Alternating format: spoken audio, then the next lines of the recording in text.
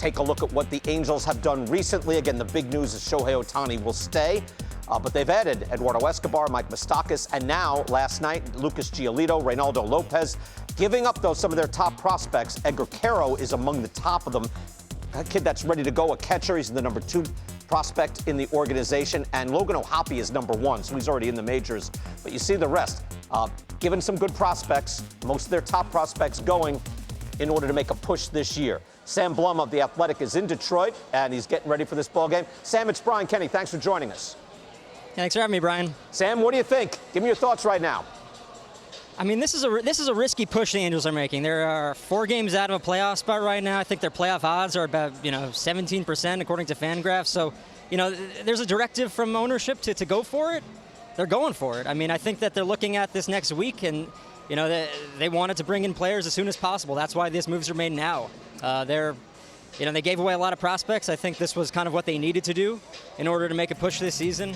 But yeah, the risk is pretty significant, and we don't know how it's going to play out over the next week. They could lose a few games, and then all of a sudden you look at the deadline and they're 6 or 7 games out, and it doesn't look like a very smart decision. Right. But right now they're doing what they can, and I think a lot of Angels fans are like, you know what? It's been 9 years since they made the playoffs. This is what people want to see. So it's risky, but maybe it'll pay off. We'll find out. It's exciting, right? And in real time, like it happening now, we don't know what's going to happen. I'll say, give me something on the trade then. Lucas Giolito, Reynaldo López, what's the impact? You watch them game to game. You see what the pitching looks like. How big of an impact?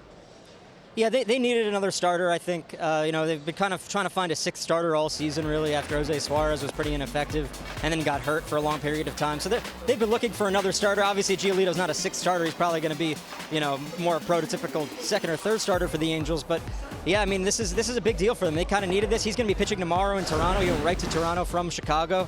And that's why they did this now. I memean, they needed someone to pitch tomorrow, basically. Otherwise, it would have been Chase Silseth, who's done well. So it's... but he's not necessarily been proven. So, yeah, I mean, they need another back-end reliever. Their bullpen, they've basically been shuffling guys in and out all season. They found a good little rhythm in the middle of the year, but a lot of those guys have gotten hurt, and some have been ineffective. And so they needed another reliever. They needed another starter. These are the 2 players they needed to get. They traded away this is the big trade they're going to make, it looks like. I mean, this is, okay. You trade your 2nd and 3rd best prospect. That's kind of the situation. I don't think they're done necessarily, but I do think that this was the splash, and it's been a crazy 24 hours here. Let's talk about that, the number 2 prospect. Edgar Quero, 20 years old, a catcher. How good is he? Yeah, I mean, I think the question with Quero is maybe his defensive abilities, but there's no question about his offense. I mean, he's come up, he's 20 years old. Last year, he was incredible in low A. As a 19-year-old, I think maybe the youngest player in that league at that time. And yeah, I mean, he's one of their top prospects for a reason. This is a big loss for them. But I think that the Angels also saw Logan O'Hoppe as the catcher of the future, maybe for them, and especially over the next 6 years. And so, in some ways, he was blocked. And you can never have too much catching, and the Angels know that firsthand over a long period of time now. But I do think that they're looking at O'Hoppe as someone that they want to have long term, and Quero maybe had a lot of value in this market. I'm not surprised he was traded if they were going to go for it, but it is a loss to lose him. Sam Blum joining us. He's with The Athletic. He's in Detroit right now, live again. The Tigers and the Angels coming up at the top of the hour. Here's a quote from Perry Manassian, just put out a statement just moments ago, and it kind of explains what they're thinking. And understandable. This is a special player having a unique season with a team that has a chance to win. To me, that's grounds for trying to improve the club. Whether it works out or it doesn't, I can go to bed at night and say, you know what? We did this for the right reasons. We're giving ourselves a chance, and I'm excited to see how we play. Sam, your thoughts on that? I mean, listen, I look at the Angels, and I do not see a team that is even considering what will happen after 2023. And I think that quote is, somewhat indicative of it. I mean, they're going for it.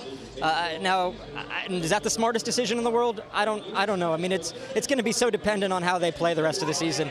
But I look at 2024 and 2025, and they don't have their prospects, and they don't necessarily have a guarantee that Ohtani's going to come back, or that some of these other players are going to re-sign here. And so there's even Giolito and López. I mean, these guys are rentals. And so, yeah, I mean, I see what he's saying. I get the thought. I think that it's a directive from ownership, and that, if Perry was a GM somewhere else, I mean, I don't know if he'd be operating like this, but, his boss is who his boss is, Artie Moreno. I mean, this is what Moreno wants, and, they're basically saying, hey, like, we're as close as we've been in a long time, so, Artie Moreno was going to sell the team last year, and he wanted to win. That's why he came back. And so, coming back to win, I mean, this is why they've done it. So I get the reasoning. Is it the smartest decision in the world? I wouldn't say so, but I at least understand it, and I think that's where Angels fans are too. Sam, what have the Angels said about their commitment to bringing Ohtani back, to getting into those free agent sweepstakes? Yeah, I mean, bringing him back is going to be tough. I mean, are they going to be able to pay him the most out of any team? That's going to be tough. I mean, I don't know the answer to that, but I do think that they at least believe there's a chance. They believe that he's enjoyed his time here, that he likes playing here. He likes his teammates. He likes the freedom that the Angels have given him to kind of operate the way that he likes. That will have value in this moment.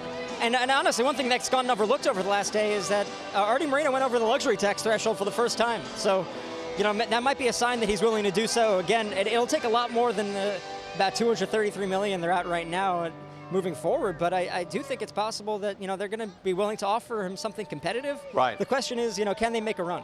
And right, that's the question. But they've won the sweepstakes before. They're pretty good at that, and it's a pretty good place to play and all that. So it's fascinating either way. And Ohtani pitches this afternoon. Sam Blum of The Athletic. Sam, great talking to you. Thank you so much for your time. Thank you, Brian. I appreciate it.